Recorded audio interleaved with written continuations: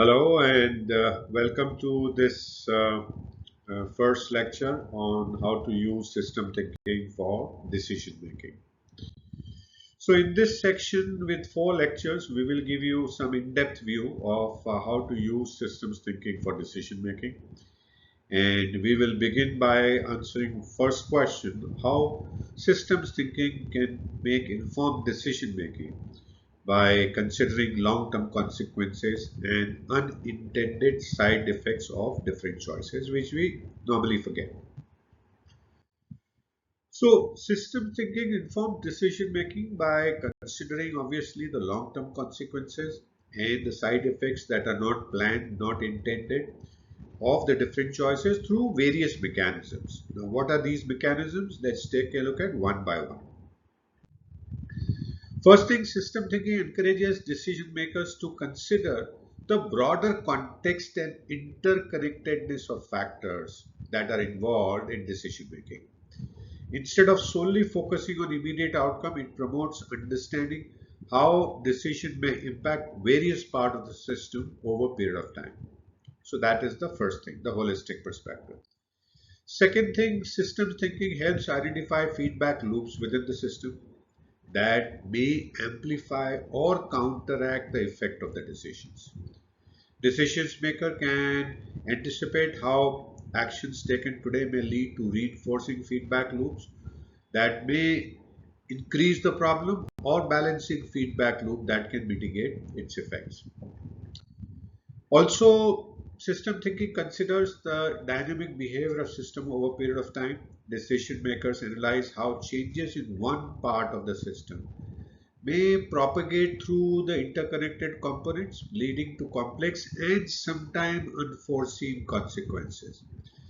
By understanding system dynamics, you as a decision maker can anticipate how decisions may shape system behavior over a long run, in a long period of time. So, long term decision making. Also, system thinking reveals underlying systemic structures that influence system behavior, and you as a decision maker can examine the structural factors that may constrain or enable certain outcomes and consider how their choices may interact with those structures, the systemic structures that you would have found. By addressing these systemic structures, you can create as a decision maker more sustainable and resilient solutions.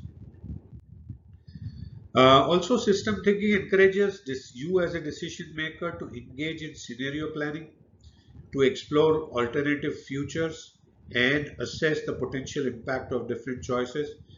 By simulating how the system may respond to these various scenarios, you as decision maker can better understand the range of possible outcomes and make informed decisions that account for two things, uncertainty and complexity of your situation. Also, system thinking promotes a feedback of culture and adaptation, where you as a decision maker continually monitor the outcomes of your decisions and adjust your strategies accordingly. And by learning from feedback loops and adapting your approaches over time, you as a decision maker can mitigate unintended consequences and do the correction as needed. The participatory decision making is also a aspect of system thinking that is involved in decision making process, and that includes including those who may be affected by the decision or have the relevant expertise. So, by incorporating diverse perspectives and engaging stakeholders in this kind of collaborative decision making, you can gain more comprehensive understanding of the potential impact of your choices as a decision maker and identify potential unintended side effects. So, the whole focus is on avoiding these unintended side effects of your decisions. So overall, if we look at system thinking informs decision making by providing a framework for considering the long-term consequences and unintended side effects of the different choices that you may be considering. By taking a holistic view of the complex system, this you as a decision maker can make more informed, sustainable and resilient decisions that account for the interconnectedness of the system and the dynamics of the system that you are navigating through. So what do we do next? So we will take a look at how systems thinking does this informed decision making through an example in the next lecture. So thank you so much for watching this first lecture on how to use system thinking for decision making. I hope you're continuing to learn new things, continuing to enjoy. And I do look forward to see you again in the next lecture.